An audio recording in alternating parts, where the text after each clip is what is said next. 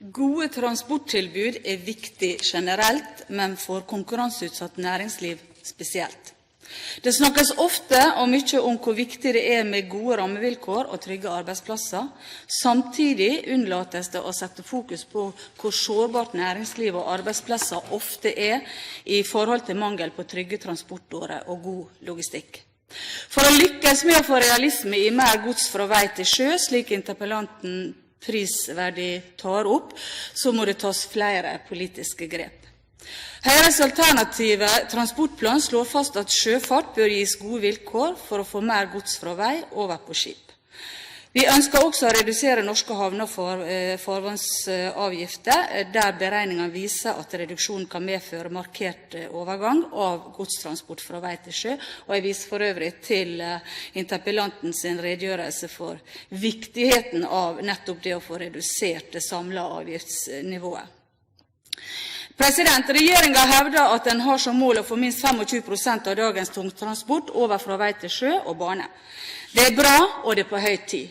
Samtidig høres det ganske uvirkelig ut når en ser at den samme regjeringen trenerer det å fjerne den viktigste og farligste flaskehalsen langs vestlandskysten.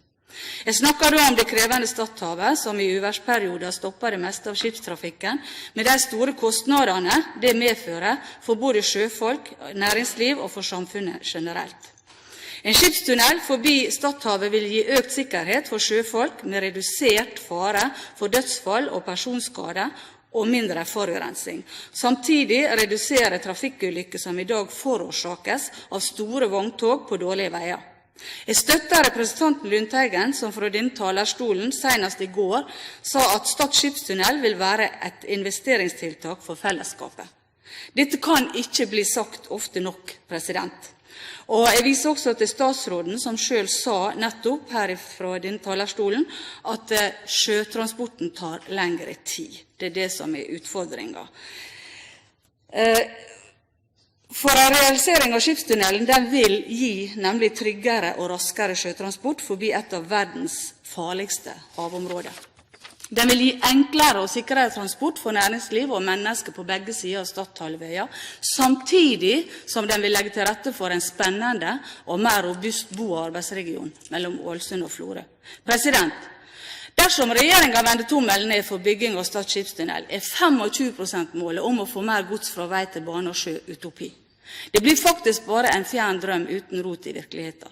Det betyr at regjeringens proklamerte satsing om å få mer gods fra vei til sjø og bane ikke vil fange opp vestlandskysten, som i dag ledende i verdiskaping med tilsvarende eksport av sin produksjon.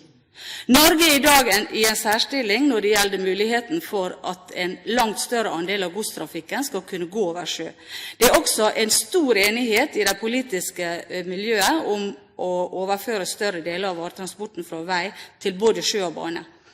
Jeg håper derfor at regjeringen vil bevise at den er handlekraftig, ikke bare i ord, men også i gjerning. Men da må hele kysten tas med. Alle skal med, er Arbeiderpartiets slagord. Og det håper jeg også blir tatt med og brukt i denne sammenhengen. Møre og Romsdal og Vestlandskysten har ikke samme tilgang til jernbane som resten av landet. Vi har heller ikke mulighet til å bruke sjøen på lik linje med resten av kysten, nettopp på grunn av det vanskelige og farlige havområdet rundt Stad. Min appell til statsråden blir derfor: fjern flaskehalsen Stadhavet og knytt sammen Vestlandskysten til en slagkraftig bo- og arbeidsregion. Det vil også gi mer transport fra vei til sjø.